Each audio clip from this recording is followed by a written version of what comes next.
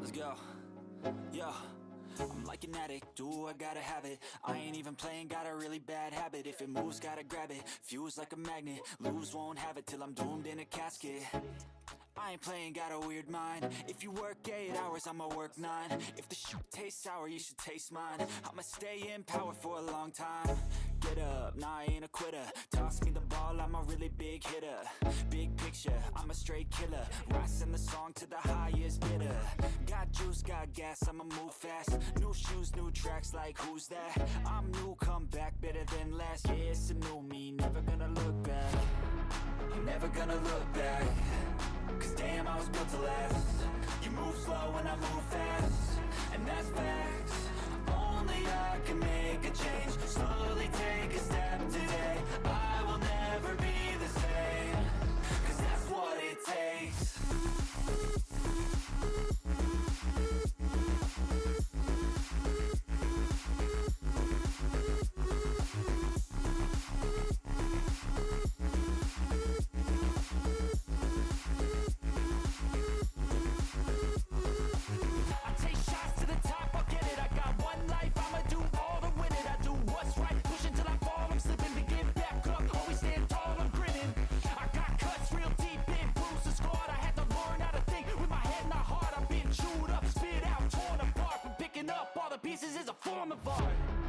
I'm never gonna look back. Cause damn, I was built to last. You move slow and I move fast, and that's facts. Only I can make a change. Slowly take a step today. I will never be the same. Cause that's what it takes.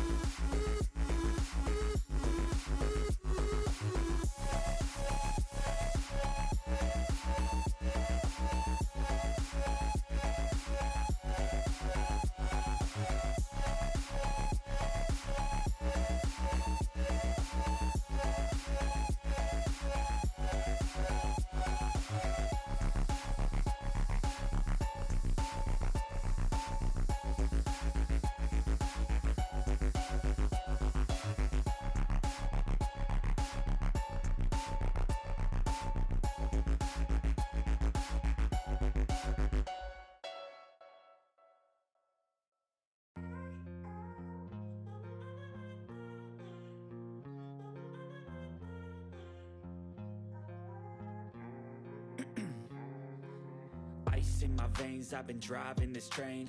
Years in this lane, there's no stopping this flame. Cause I came to the game and I changed it to play how I like, rearranged it to my own domain. Yeah, I got what it takes, made lots of mistakes, taking shots, skipping breaks, feeling lost, feeling great, popping off, singing straight,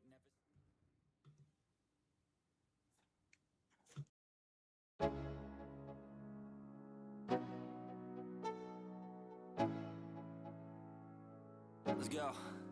Yo, I'm like an addict, do I gotta have it. I ain't even playing, got a really bad habit. If it moves, gotta grab it, fuse like a magnet. Lose, won't have it till I'm doomed in a casket.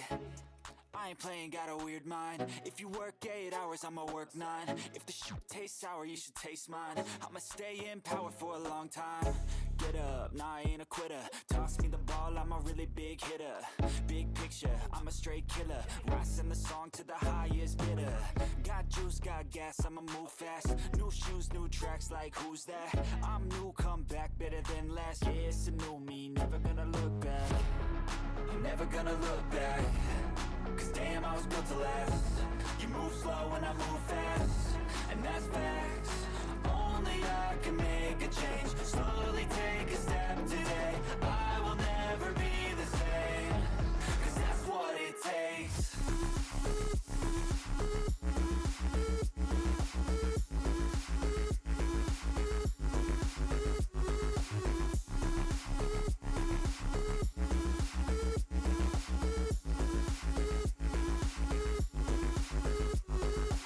I take shots to the top, I'll get it. I got one life, I'ma do all to win it. I do what's right, push until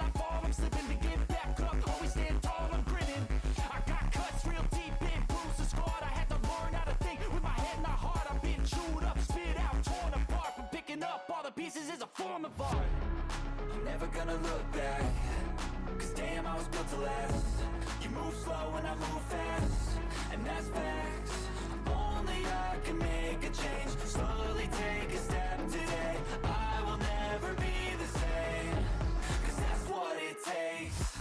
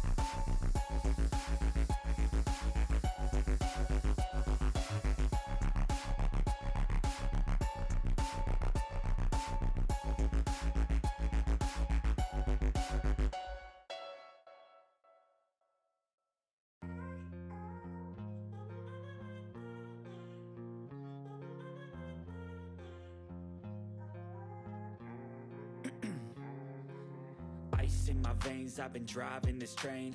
Years in this lane, there's no stopping this flame. Cause I came to the game and I changed it to play how I like, rearranged it to my own domain. Yeah, I got what it takes, made lots of mistakes, taking shots, skipping breaks, feeling lost, feeling great, popping off, singing straight, never stopped, never changed. All the squad here to play, and I've got something to say, yeah.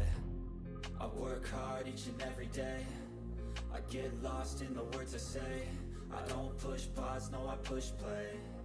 I won't stop till I make a change. I withdraw on the things I make. I turn flaws into flawless traits. I build tall, never capped in space. I won't stop till I hear him say,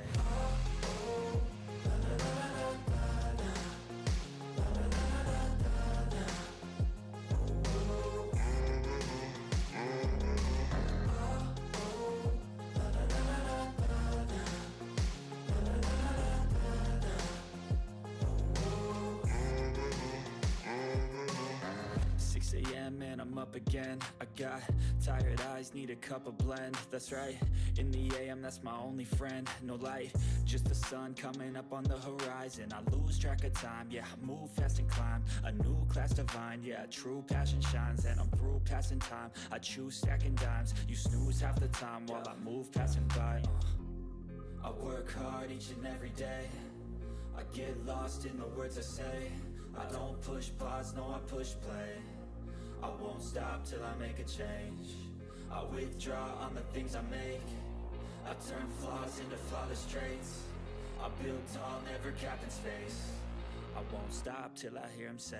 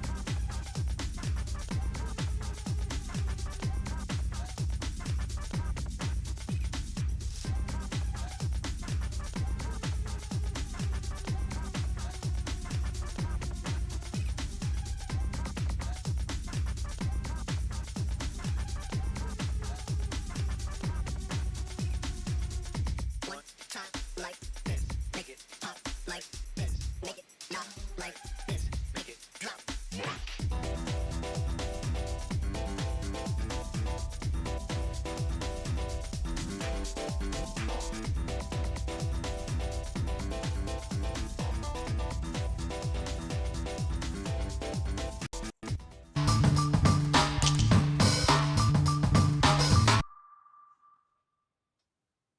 Hello, friends. Welcome. It is so great to see so many people and people that I recognize from past live streams. And some new people too. This is just super fun. I'm Kara Plichinich and welcome to Creative Pro. For those of you who are new here, yay, super double welcome to you. What we're going to be talking about today is smart objects in Photoshop, the what, the why, and the how.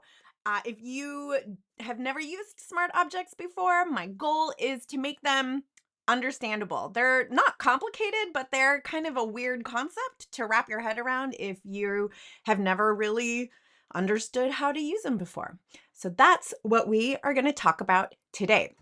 Now, that's what we do here at Creative Pro. So if you are not familiar with Creative Pro, we think we are the best resource for design professionals. And we're not the only ones. We get that a lot. So we're glad you're here. And, take a minute, hit subscribe so you can see more of our amazing content. And I also want to let you know that not only do we have fun YouTube videos that are super informative, and I got to tell you, every time that I need to know how to do something and I do a search, it's Creative Pro that has the answer, whether it's on YouTube or on the Creative Pro website or Creative Pro magazine. All of those things are available over at creativepro.com. And in addition to all those things, we also host live events, both online and in person. So a couple of the ones that we have coming up are the Presentation Design Conference. So if you do a lot of work on presentation designs, this is an online event you could join us for. You will hear from all the top experts on working in PowerPoint and beyond. That is coming up. And then we also have an in-person event in Nashville, Tennessee this summer, happening June 29th through July 3rd. This is going to be online and in person. And the really cool thing about that is it's a chance to hang out with all of your friends, your design friends, speakers, educators, instructors, and we all just get together and spend a week hanging out, teaching each other stuff, learning all kinds of things, and really refilling that creative cup. So if you want to be part of that, you can go to creativepro.com/events and use the code livestream to save $100. Let's pop over and see what is happening in the chat. Oh, I see some love for Creative Pro Week. I got you. I'm going to be there. I know you'll be there too, Brad. That's going to be fun. Gabby, thank you. Yes, my glasses are they're fun. Got to have some color. And a little pop of joy, right? Mark from Mark's AI Music. He's been really looking forward to this session. So yes, here we go, Mark. We're gonna hit the ground running. So as we go, keep popping your questions there in the chat, and every now and then we'll pop back over here and I'll see what I can answer for you, or if I, need to go over something that I missed, or maybe you didn't understand something, you let me know and we will make it happen. I see we have some more people joining from North Carolina, Tampa, Florida. That's awesome. People all over. So let's jump on into it, shall we? All right, so here I am in Photoshop. Let me just set the scene for you. I have a document. I've got a few different gradients here, just kind of ready and waiting. And I have a couple of just images here that I've prepped. and I have this mock-up image. I know that some of you are looking for how you can incorporate smart objects into mock-ups and templates and special effects and things like when you purchase files, sometimes they come with smart objects. So we're going to talk about all of that. First, let me show you a little bit about why we use smart objects. And this is kind of like the number one like root of of what makes smart objects smart. So I'm going to go over here and I have this image of a really wildly colored monstera leaf, and I'm just going to drag this over into this composition that I have here. And you can see that this layer comes in, it's in its own layer, and it's really large, which is super because that means we've got enough pixels to use it at this size, or of course we can scale it down.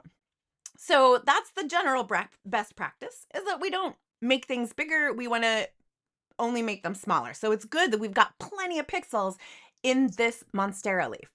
The problem is if it's not a smart object and I bring up free transform, so I'm just pressing Command or Control T, and I want you to notice before I do anything, I want you to notice up here where it says the width and height is currently 100%, right? So this is 100% of the size of the monstera. So just remember that. And now I'm going to come in here and I'm going to scale this down. And let's say we just make it really tiny. So we put it here and we think, oh, great. And then later we come back to this project and we're like, actually, I think I need it a little bigger. So we press Command or Control T again. And now look at this. If we look up here again, now the width and the height, instead of saying like 10% or whatever size this is, 8%, 5%, instead, this teeny tiny size is the new 100%. So what do you suppose happens then if we drag this back up? It looks pretty gross. When we hit enter, it gets a little better, but we can see it's not as sharp as it was. So what is going on there? That's how things work normally. I'm going to undo all of that. So here we are with our original full-size monstera leaf. And instead of just bringing up free transform and shrinking this down, and by the way, when we do that, we are literally taking all those extra pixels and just throwing them away. It's kind of like if you have like a giant pitcher of water and the water was your pixels, and you take the giant pitcher and you pour it into a little tiny shot glass, but then all the water that's left over, you just throw it away. And then you take the water from the little tiny shot glass and you try and pour it back into a now empty pitcher. You're going to have an empty pitcher. The pixels or the water is gone. So you can't fill that pitcher back up again. So to prevent all of that, to not lose the pixel data that came with this image, we want to make it a smart object. And the easiest way to do that is to right click on it in the layers panel and choose Convert to Smart Object. And when you do that, you get this funny little icon thing that shows up on the thumbnail for that layer. That is your indication that that object is now smart. It's brilliant, okay? And I like to think of it as like a little suitcase. It kind of looks like a page icon, and it's like carrying a little bag. And so I always think of that as like the layer packed a suitcase, and in that little suitcase that it's carrying everywhere it goes, it has all of its original data and original pixels, right? So now let's see what happens. If I bring up free transform again, so I'm just pressing Command or Control T, and we see it says 100% of its size. And again, I'm going to scale this down to really, really tiny. And now we see this is 3%, 3% of the original size. I'm going to hit return. And again, just like before, let's say, oh, we goofed and we want to make it bigger again. So I'm going to press Command or Control T again, but this time, instead of being rid of all the pixels so that now this tiny size is 100% of what we have. Now this little tiny size is only 3%. Photoshop remembers what the 100% was because all those rest of the pixels, the other 97% of all of those pixels, are stored in the little tiny suitcase right here. So we can bring this back up, whether we stretch it or proportionally, let's hope, whether we bring this back up or to full size or just somewhere in between. But when we commit that, we have all the original pixels there. Okay, so that is the fundamental thing about smart objects, right? Let's pop over to the chat and see how that is sitting with everybody. Oh, Steven's in Utah. Love it. So Mark says, should you always make your image smart objects? Well, Mark, that's a good question. The best practice is basically when you're building things in Photoshop, if you think that there's ever a chance that you would want to make that thing that you just put in there, make it big again or bigger, or just somehow get back to its original form, then yes, you would want to make it a smart object. And weirdly, Photoshop doesn't have a native keyboard shortcut for making smart objects, for converting things into smart objects. So I can show you how we could set that up because it's definitely something you should have a keyboard shortcut for. But yeah, you pretty much, like if I'm building a composite, I pretty much everything I drag in, I'll just make it a smart object. Now, that comes with a cost though, of course, because that adds to the file size, right? Like as you might expect, when you go to then save your PSD file, if it has like 20 layers and everything, all of those layers are each a smart object, that's a lot of pixel data. It's as if you dragged everything in at full size and then kept it that way, even after you've maybe resized it or whatever. So it does add bulk to your file size, but obviously, depending on what you're doing, that is a small price to pay for not having to redo your work. And it's not always that much bulk, right? It's just depends what you're doing and how many total layers you have and all of that. But yeah, that's a really great question. So it does, as Stephen, I guess, was just noticing, it does make your file size larger. And if we go back here to the chat, Christy says, what's different, smart object versus rasterize? Like what's the difference between those things? So rasterizing is when you take an image that is not made of pixels. Like if you drag an item over from Illustrator, for example, then it's vector artwork, and vector, depending how you bring it in, Photoshop can contain vector and it can handle vector information, but depending on how you bring it in, it might get rasterized. So that just means it would be converted from vector into pixels. So in this example, with the Monstera leaf that I have here, this is already raster because I brought this in from this image here, and this is made of pixels. So when I'm bringing it in, I'm not changing the pixels when we make this a smart object. When we make it a smart object, we're just packaging those pixels. We're preserving them and keeping them safe from whatever kinds of edits we might be making. So the bottom line is that smart objects are a non-destructive way to edit your images because it preserves the original pixel data that whatever image or asset, whatever it is, whatever it came with. So let's pop back over here. I love these questions. This is so great. So Cindy says, is there any reason not to make everything a smart object if you know you're not going to save the PSD file? I often work in Photoshop and then export as a JPEG and move on. Hey Cindy, I get you. So yeah, you don't need to make everything a smart object and then save everything as a PSD. So that's great. We talk a lot about how, it's important to work non-destructively and to save your work so that you can go back to it if things change, which is inevitable, right? But there is a balancing point there. So if I'm like opening an image and I'm zapping a zit that somebody has, I'm not gonna like make smart objects out of that and save that as a PSD because it's done and I want to move on with my life and save my hard drive space. So yeah, then I would just update and save the JPEG or whatever and move on. But anytime that you can see yourself thinking, if you lost that work or if you had to redo the work or make changes to the work, would you be annoyed that you're starting over?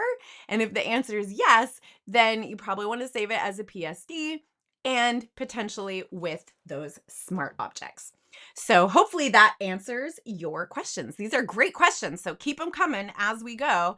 I'm sure hopefully there will be more that we can answer. Okay, so that is like number one is smart objects are great because they're non-destructive and they preserve all those pixels. So you can do things like scaling things down and then you can scale them back up to their original size anytime you haven't lost pixels. Okay, but here's some other cool stuff. So I'm going to go ahead and scale this down. Check this out. Okay, so we're going to make, I don't know, some kind of funky design, composite, whatever. So I am multiplying these leaves. You can press Command or Control J. You can duplicate the layer in the layers panel. In my case, because I'm using the move tool, I'm holding Alt or Option, which changes my cursor into this little double-headed arrow, which means I can just drag a copy. So you can see that as I've been working, Photoshop's been diligently putting new copies of this Monstera leaf in my layers panel. And I can come in here and bring up Free Transform. I'm going to right click and choose Flip Horizontal. Maybe we'll make this one a little bigger, kind of nice. And let's go up here and make one more of these guys and I'll rotate him around and flip him like that. All right, so, and maybe make him smaller. So I built this little design, right? It's quick and simple. We took our one Monstera leaf and I've just duplicated it a whole bunch of times. So each of these is a copy. They're all smart objects and they're all the same smart object. Now, here is the cool thing. Remember when I told you that the little suitcase that comes with the smart object is there and it has all the information? We can actually open that suitcase and get in there, get back to the original pixels if we want. And that makes a lot of really cool things possible, specifically when it comes to like templates and mock-ups, like some of you guys have been asking about in the questions. So how do we do that? Why do we do that? All we have to do to crack open the Smart Object suitcase is to double click on that little icon. So when I do that, it looks like we're just looking at the Monstera leaf file, but we're not. Let me show you. Up here in my tabs, right? Here's this image we're working on. This is the actual Monstera image from Adobe stock. This is a different stock image we'll look at in a minute. Here's a mock-up we'll work at in a minute. And here is what we're looking at right now.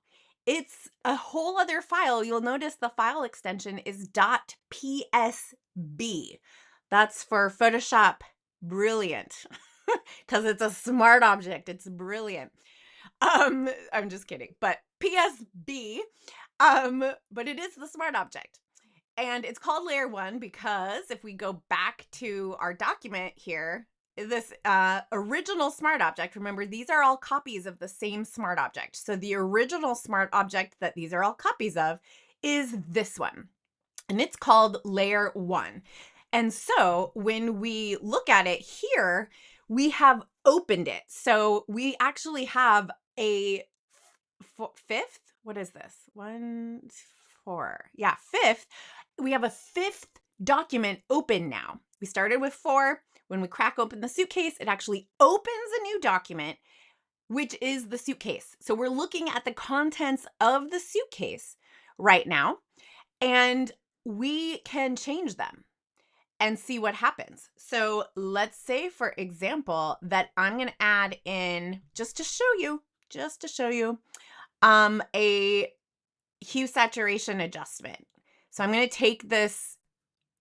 Ooh, boy, it really doesn't look good in any of these other incarnations, does it? Maybe we'll make the leaf look like this. Okay. So I've taken our smart object, we double clicked, cracked it open, made an edit. All I'm going to do now is save it. I'm not going to name it. I'm not going to pick a location because its location where it is saved is actually inside our other document. So all I'm going to do is hit Command or Control S and Command or Control W to wave it goodbye. And look, now we're back in our build that we're working on, and all of these leaves show the change that we just made inside the smart object. And we didn't have to go back and make a change to each one of these individual layers. Here's another way to think of this. So let me go back and look at this image here. And this is so funny because I think this is a poppy. And as I was like preparing for this, I thought, ooh, let me check the keywords. I mean, not a poppy, a peony. Let me check the keywords in Bridge. And I opened this up in Bridge and I went and looked at the keywords. And it says somewhere in here, it says it is a white rose. Oh, here it is. White rose flower with red core. If you guys are gardeners, anyone out there, I really don't think this is a rose. I'm pretty sure it's a peony. Whatever it is beautiful, and I love keywords and Bridge. Okay, but let's copy this. I'm going to press Command or Control A to put a selection around this whole thing, Command or Control C to copy it, and let's go back to our base here, and let's imagine instead of monsteras, we want the not really a rose peony. Okay, I'm going to pick one of these instances of the smart object. It doesn't matter which because they're all the same. I'm going to double click this one, I guess. And double clicking on that thumbnail pops it open again. So here you can see our original contents of the smart object suitcase. Here's our hue saturation adjustment layer. I'll just turn that off. And I'm going to just paste in the not a rose peony. I'm going to paste that in here. And we'll hide this. Now this itself is huge. And if I wanted to just do an even swap, I could scale it down to the size of the monstera. But if I was worried about losing the pixels of the peony, we can put a smart object inside a smart object. Oh, yes, we can. So I don't know that I would actually feel the need to do this here, but just to show you that it's possible, I'm going to right click on this and we'll call it Convert to Smart Object. We'll click Convert to Smart Object, and then now I'm going to scale it down, drag it down so it's like fills the document space that our peony occupied. Okay, so now we have a smart object inside a smart object, and I'm going to save it. Command or Control S, and I'm going to wave it goodbye. Command or Control W, and look at that. Now our little composite we've been building is now filled with the peonies or the white rose. I don't believe it. Somebody let me know. But isn't that amazing? amazing? So that's another use of smart objects, is that it creates a single source of truth. In this case, the one file filled with whatever started out being filled with Monstera leaf. And then we were able to duplicate it multiple times, rotate it, scale it, flip it, do all these things. And Photoshop remembers the separate instances of all of those things in all of those layers, but they're all connected to that single source of truth, which is the smart object itself. And so if we crack open that smart object by double clicking on the little icon in the thumbnail, then we can open the smart object as if it's a separate document, because it kind of is, but it's brilliant. So it's .psb.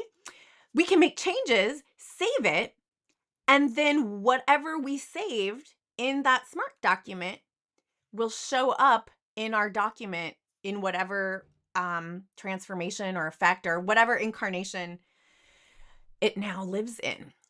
So I feel like maybe, are there more questions? Let's pop over and see the chat. Oh, that's a great question. Cindy says, is there a way we can set that up as a preference to just automatically make it a smart object? Not that I know of, but nobody, I don't know everything. Nobody knows everything, but I've never seen it. I've never seen anyone talk about it.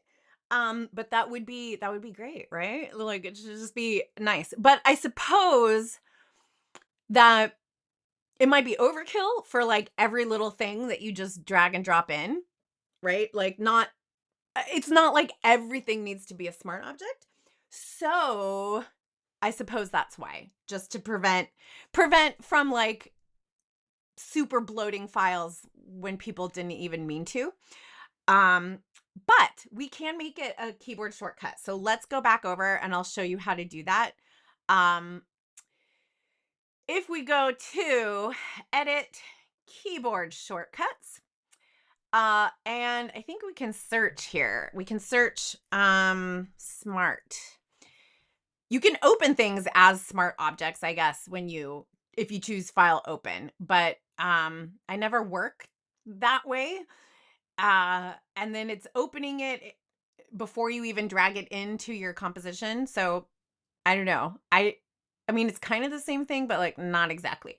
So so if we come up here and we search smart, we can choose smart object, convert to smart object, and then we can punch in whatever keyboard shortcut we want to put here. I don't know. I might just hold down 3 keys on a Mac, Control, Option, Command, and 0 for open. Or maybe I should say to make it maybe C for command or S for smart. I don't know. But yeah, you could type in whatever you want here. The hard part is finding a key combination that's not already taken. I see in the chat, Steven is saying it would make more sense to make it an action or a quick key. Yeah. If you love using actions and quick keys, then make it an action. So that's another option. So in this case, I mean, a quick key is a keyboard shortcut, right? Essentially, I know there's quick keys like quick keys, but it's still just a keystroke, and it's quick. So, but everyone, works differently. So if I go ahead and click OK to that, there we go. So now I have a keyboard shortcut that I can use anytime I want to do that.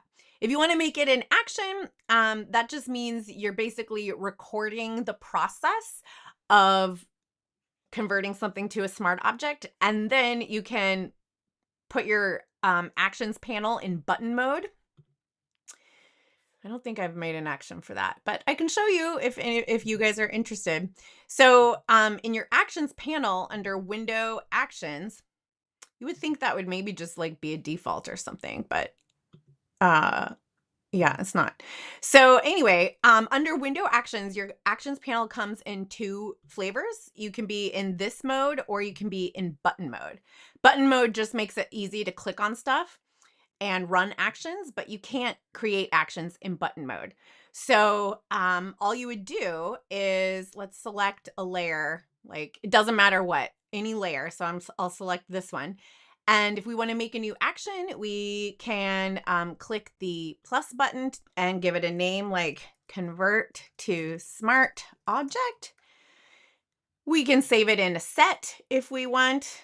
I guess we'll put it in defaults.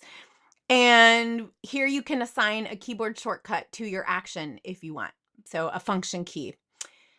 And you can color code it. Then you hit record. Then you do the thing. So that is as simple as choosing right click, convert to smart object. And then you stop recording the thing. And that's it. And now we have an action. So then if we switch over here to button mode, now I have to find it. My actions are a mess. Convert to smart object. There it is. So here's another, let's just turn this on. And now to make a smart object, I can just click on this button and it ran it. Look at that. It was like instant. But yeah, so if you use actions, that is another option. While we're thinking about it, another thing to know about smart objects is sometimes you might want to unsmart them. And you can do that too. It will not put it back to its original form. So as you can see here, this was a gradient fill adjustment layer and I made it a smart object. But now if I rasterize it by right clicking and choosing rasterize layer. So we had that question earlier about rasterize, and it just means to make into pixels. Now this was pixels originally, and when we made it a smart object, we kept those pixels. So they're still there. It's not rasterized, but what it means here is that we're taking the suitcase full of pixels and we're basically just taking it out of the suitcase. But it doesn't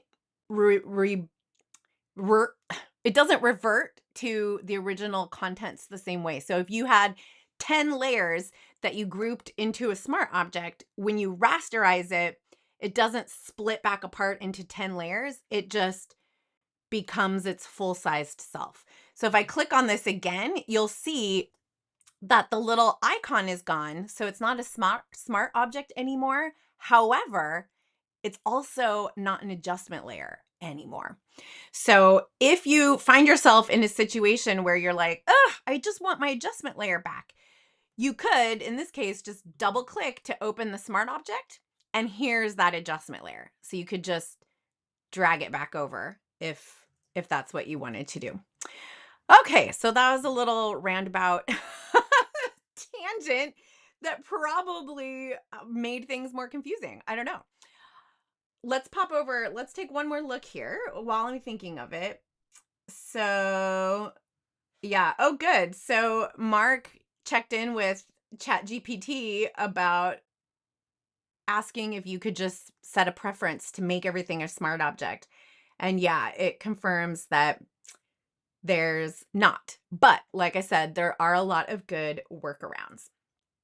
So yes. And Suzanne, good point. You can go and place embedded. Then it will come as a smart object, or if you go to file, open as a smart object. Those are all valid options. It really depends on just how you like to work. And it's so different for everybody. It's really interesting. But yeah, there's no automatic way to just, if you drag something or paste something, it's not going to automatically become a smart object. But you can easily make a keyboard shortcut or an action or use a quick key and tackle it. Okay, let's take another look at something else that I wanted to show you because this can also be applied to text. So I'm gonna let's go back and go back to the smart object. I'm gonna open it up and let's say that we're like, oh yeah, you know what? I want the Monstera after all. So I can keep all these bits in here in my smart object. It's just like any other Photoshop file. So I can have all kinds of stuff. It's literally like a backpack or a briefcase that just stores everything. So I'm going to leave all this in here in case we change our minds, but I am going to toggle the Monstera leaf back on and the unidentified flower off, and I'll just save it and close it. And now we're back to this. So let's say I want to add some text on here. This is another useful thing about smart objects. I'm going to type, let's see, I'll make a box and I'll just type out Monstera. And I'm going to use the dynamic type feature, which allows me to, I'm going to break Monstera. We'll put the A on its own line. Let's pretend we're making a beverage label. And we should probably make that white so we can actually see it. Or hot pink or something. We'll go with white. All right, so let's say we're making a package label for some, I don't know, kombucha tea or something. And it's called Monstera. So we have this cool type in here. Now, you may have noticed that sometimes in Photoshop, when you try and run certain functions, that you can't do it on certain types of layers. For example, if I wanted to apply a radial blur to text, which is vector, it's not made of pixels, I can't do it, right? So if I come up here and I choose filter, blur, radial blur, I'm going to get this message that says this type layer must be rasterized, meaning turned into pixels or converted to a smart object before proceeding. If rasterized, its text will no longer be editable. So we don't want to rasterize it. That will just turn it into pixels and we cannot make any changes to that. So we're going to choose convert to smart object. Now we can go ahead and just pretend we never saw that message and apply some amount of blur to this. We'll click OK. That's probably too much blur because now we can't read it. But check out what happened in the layers panel. So this is our type layer. It doesn't have a T for type anymore, not because it's uneditable, but because it's not type, it's a smart object containing type. You'll also notice that instead of applying a filter directly to the contents of this layer, it put the filter as a smart filter, which is basically like an adjustment layer, meaning it's also non-destructive. So we can toggle it on and off by just clicking the little eyeball down here. We can reduce its opacity, which is totally separate from the opacity of the layer, by clicking this little icon. You see this thing? I can't zoom in on it now for some reason. But this little thing, if we click on it, we can adjust the opacity of that effect, and we could just edit it completely if we want. So if I'm looking at that and I'm like, yeah, I need to dial back those settings, all I have to do is double click on radial blur and I'm back in the radial blur settings and I can reduce it. And it won't give me a preview still, but I could reduce it and then, no, maybe reduce it more. I can dial it back until I'm happy with it. And so it's still applied here. Here's the other important thing is if we decide we want to change the color of the text or change the font, we can, or change the words, whatever, we can get back to the type layer that's inside that smart object suitcase by, you guessed it, double clicking the thumbnail right here. And look at that. Now we're back in a document that's just that type layer. And here it is. So I could come in and choose a different font. I don't know what we want to choose. That doesn't look a whole lot different. Oh, I would never choose these. Now I'm getting picky, you guys. Here's fun. Here's a fun one. Okay. So that's a very different font. Then we could just Command S, Command W, Command or Control S, Command or Control W, and here we are back where we were. And now we see that other font here. And then when we undoubtedly are like, what were we thinking? We can go back and change it again to something else. Monstro solid. There we go. That'll work. All right.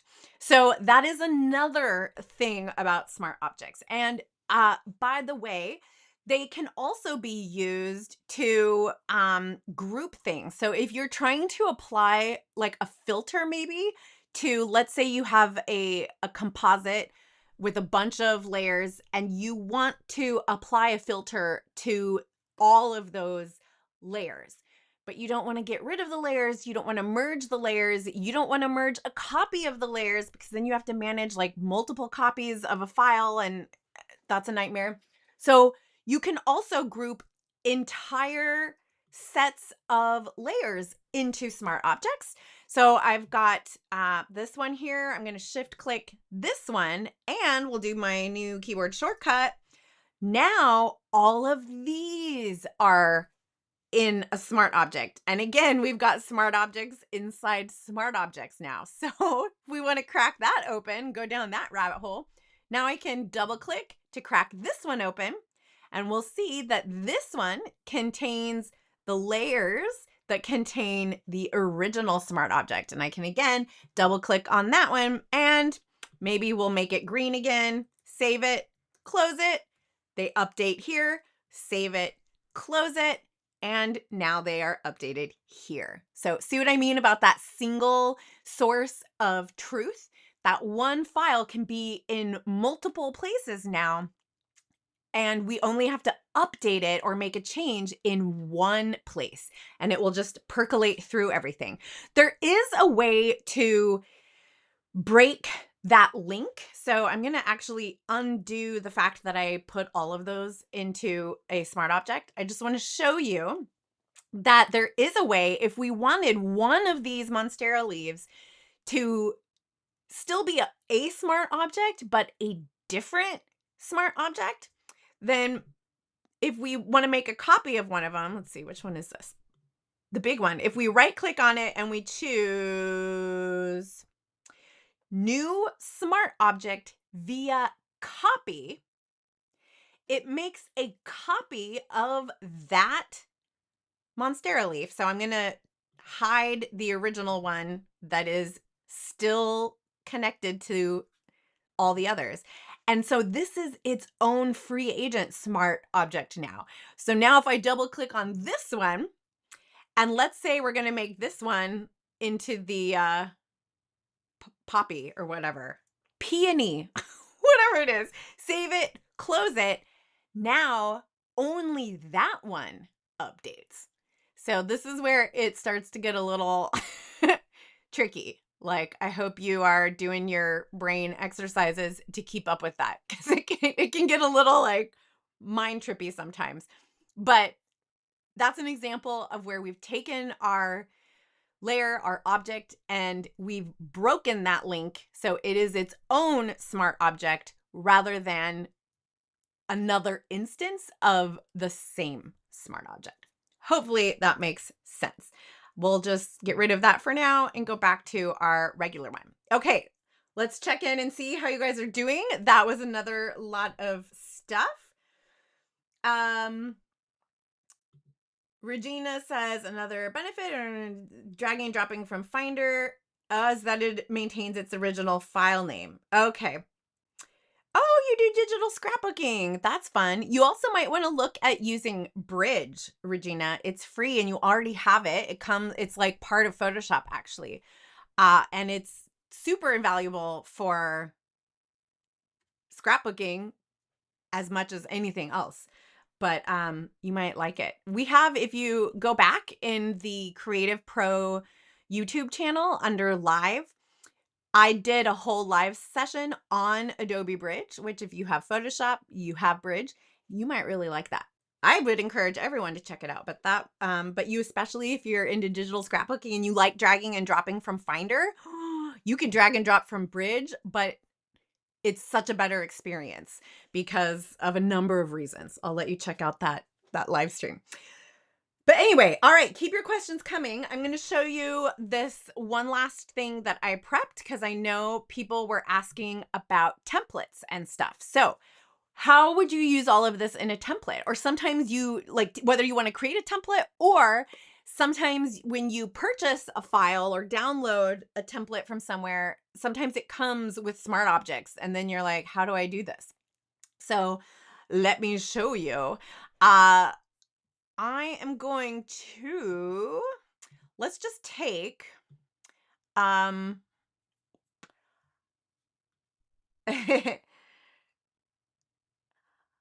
let's just take all of these items and the text. Well, all of it. We'll just say all of these things. So I'm going to select all of these bits and I'm going to make them into a smart object. So we'll right click or do our keyboard shortcut. We'll get it all into a smart object. And I'm going to drag that smart object into this. So here I have this little scene. Now it doesn't come with any magical smart object business because it's just a flat JPEG. Actually, let me show you. I'm going to back up and do it a little bit differently because I don't think this is the way most people work. So let's do it this way. So this is our document. Okay. So let's say we save this. So I'm going to save my file here and I'm going to copy a merged instance of everything. So I'm going to press Command or Control A. We got marching ants around everything. I'm going to copy a merged version of this, right? Because if I just copy now, like I'll just have whatever's on my active layer. So I want to create a merged copy. So I'm going to choose Edit, Copy Merged. So it's a different keyboard shortcut. It's Command or Control Shift C. So we'll copy merged and then we'll go over here and I'm going to paste this in. Okay, so we get this. So it's just one layer. It's not yet smart. No problem.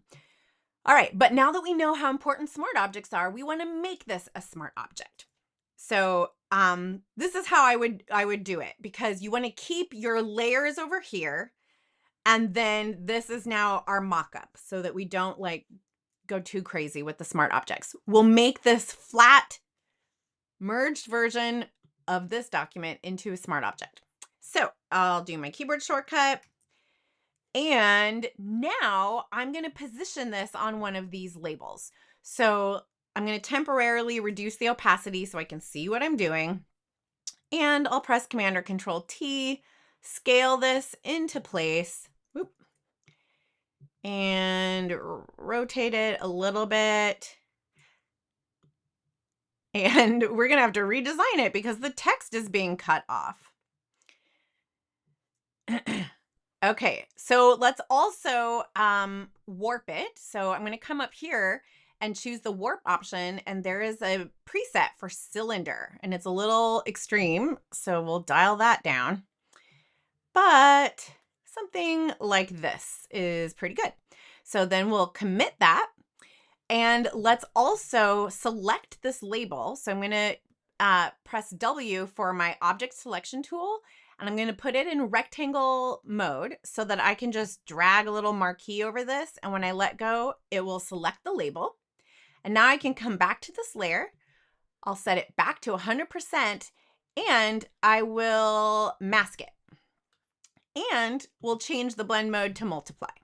Okay, so now we have this design in place.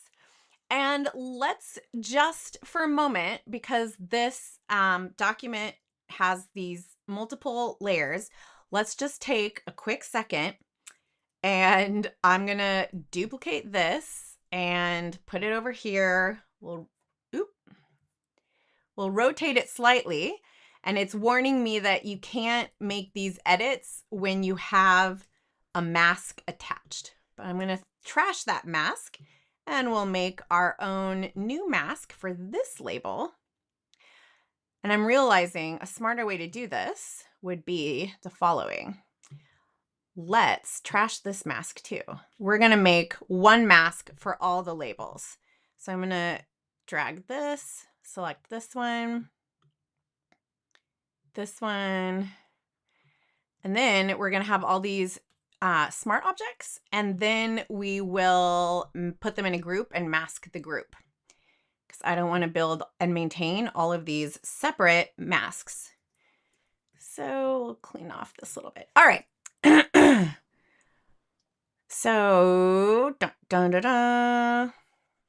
let's make a mask here, and we'll come here and drag this up here so we can just keep the mask. All right, so I'm going to have this instance. I'm going to make another copy, drag it here, another one over here, rotate it a little bit. Now these are upside down, so we'll spin those around. And they're also taller. So we have like squarish labels, and then we also have these rectangular ones. Okay, now we'll put all of these in a group, and then we'll put that mask on the group. There we go. That's better. What was I doing before? I need my coffee. Okay.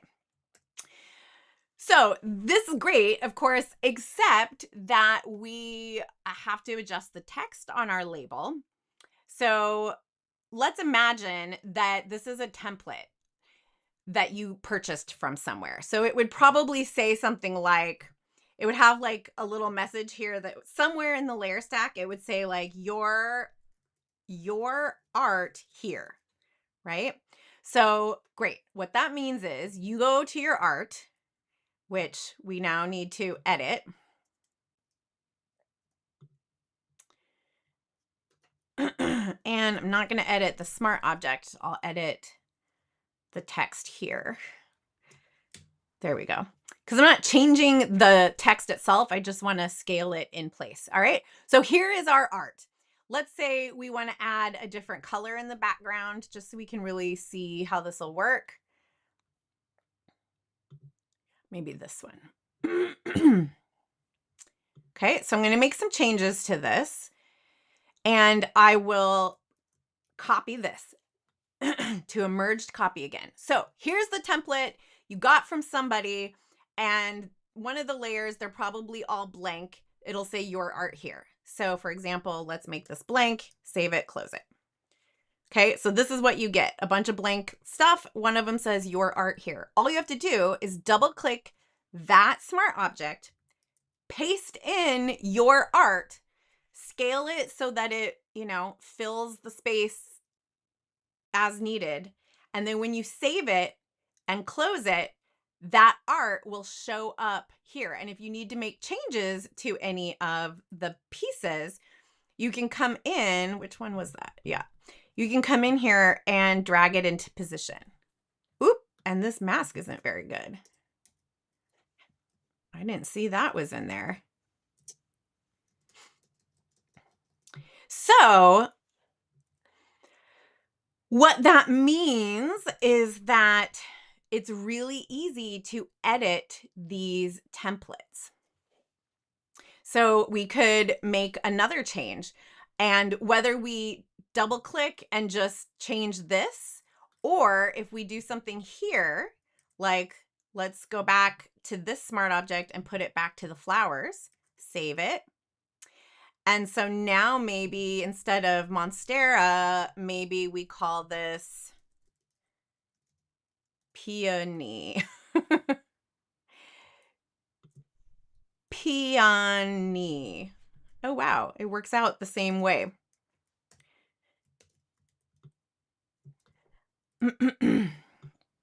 Okay, so we'll save that, close it. And now we have a whole different design. And if we had placed this design as a smart object, it would update. But when you get it as a template, it'll work the way I'm showing you here.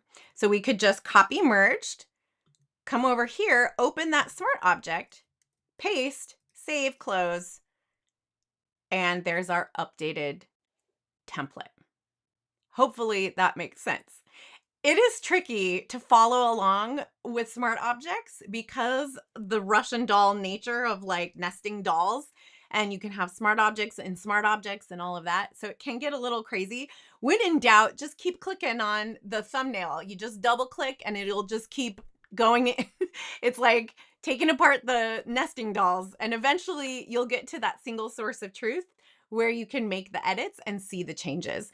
So they're useful for, we'll just do a quick recap and then I'll check the chat one more time. They're useful for saving the resolution and the pixel data and non-destructively editing your files. They are useful for having that single source of truth. So you can have multiple instances of something in a document. And then when you want to make a change, you only have to make that change in one place and it will percolate through the rest of your document. They're useful for text effects or any layer, even if you're not trying to just preserve the pixel data, but there's really no other way that you can apply a filter to something. If you'd have a pixel layer and you want to apply a filter to it, there's no way to non-destructively apply that filter, meaning you can go back and edit it later unless you make it a smart object. Because every other way, if you just go filter blur, you've blurred it. There's no going back and tweaking it. It's blurred. You can undo it and redo it, but you can't just tweak it unless you make it a smart object or apply the filter as a smart filter, which makes the layer into a smart object. So if you've ever done that, if you've ever chosen filter smart, whatever it is, smart filter, that's what's happening. You're just making it into a smart object and applying the filter.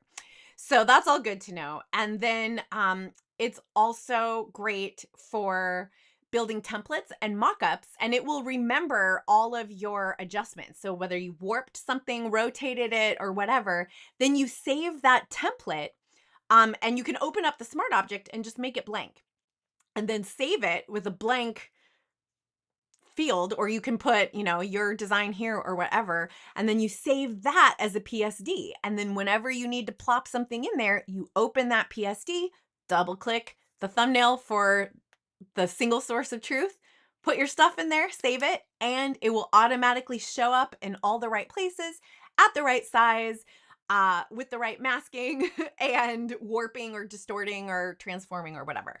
Whew, a lot of stuff. This was a lot. Smart objects are wild. All right, let's see. I see we have questions. Mark, you got your keyboard shortcut for Control-Alt-D. Okay, that'll work. I guess. If it didn't warn you, I can't think of off the top of my head what else that might be related to. But awesome. You've got it set up. Susan says, Bridge is not interactive with other photo programs. Can you take an album in Bridge into a collection or folder in Lightroom? Oh, you can build collections in Bridge. And I don't know if Lightroom acknowledges them or not. I haven't used Lightroom for so long. That's a great question. I don't know. But I will tell you, you can use Bridge. Bridge is basically like Finder. It's just a browser.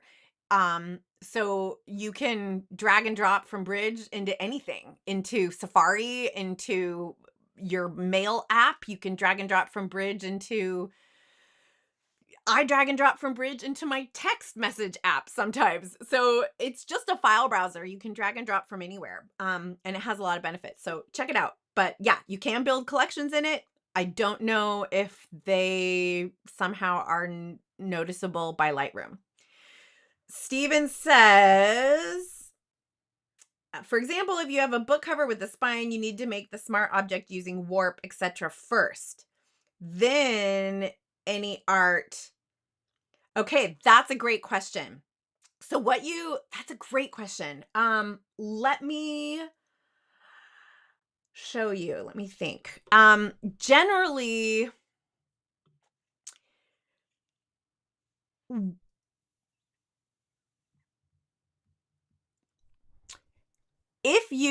whatever you make in here, so let's pretend these labels aren't here. Like, if these were just bare bottles and had no labels, how would we do this? We would just create the label ourselves. So maybe this answers your question. So pretend this label is not here. I might just use the shape tool and come in and like draw a label, right? And I would rotate it and I can warp it and I can grab the points and pull on the curves. And I mean, in this case, we'd have to convert them to curves, whatever. But you can make the thing and then make that thing the smart object. So I'll make this a smart object.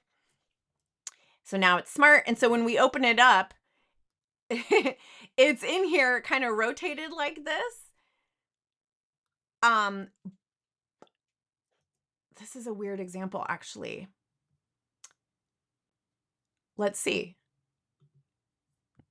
Let's open the smart object. And we'll just fill it with green and paste it back and see if it, yeah, I mean, it just replaces the contents of itself. So I've done this before when I'm like creating designs and I want to put them on like a mug, but it's like a stock mug. Maybe we can find one quick. Let me search my downloads for, oh, here, let's, cancel. Cactus.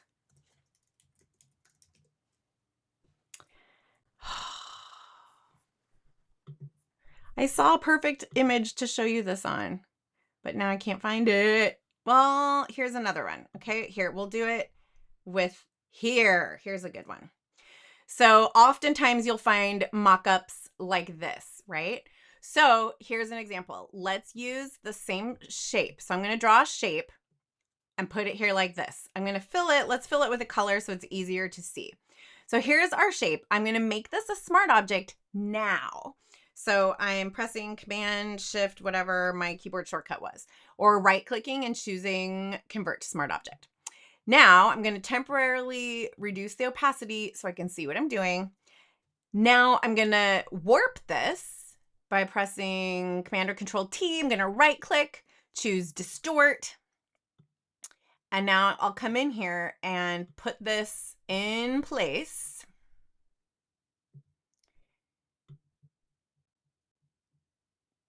And, you know, take your time and like be a little more careful. I'm not being very careful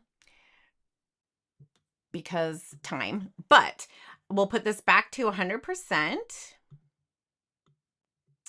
and we'll set the blend mode to multiply. And now we can put any image we want in here and it's going to behave like a template. So here's a picture of a giraffe.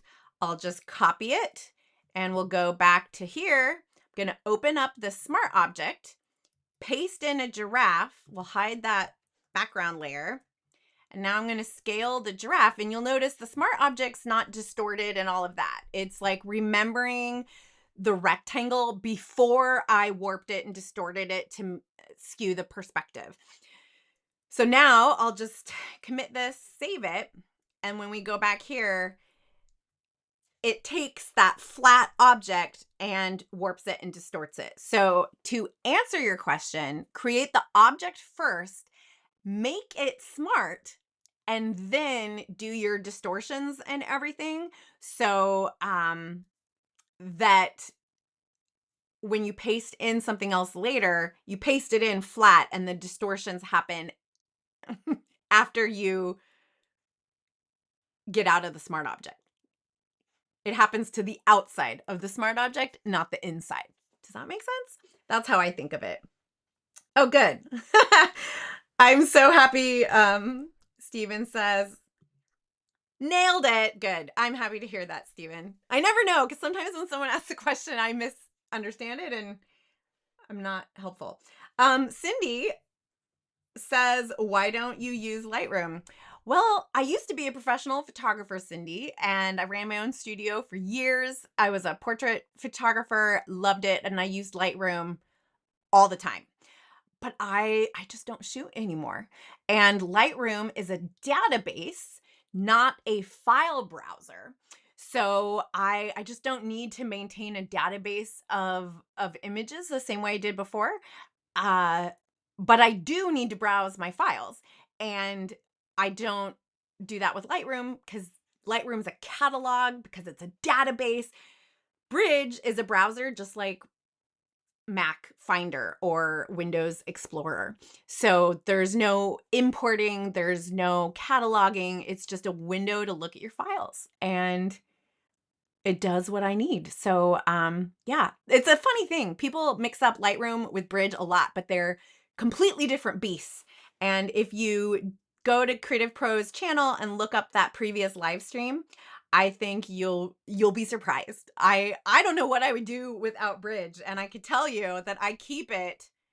Where are you, cursor? I keep Bridge right down here on my dock. Look at this, in front of all my other everyday Adobe apps. Bridge I put up front because I would just cry if I couldn't have access to Bridge. It's it's so great. You check out that live stream and then uh let me know, Susan. Cindy, sorry, Cindy asked that question. Let me know, Cindy, what you think of Bridge, or if you have questions about Bridge. I'm always happy to do more live streams about Bridge and most anything else you guys want to know more about. So thank you so much for joining me. Don't forget to check us out over at creativepro.com, where you can find more of our live events. You can find Creative Pro magazine, so many resources. And of course, if you want to join us at any one of our online or in-person events, you can find all the info at creativepro.com/events and use the code livestream to save $100. That does it for me today. Thanks so much for joining me. Let me know what else you might like to see in a live stream in the comments, and I will look forward to seeing you again next time. Thanks, everybody. Happy holidays. Take care. Bye-bye.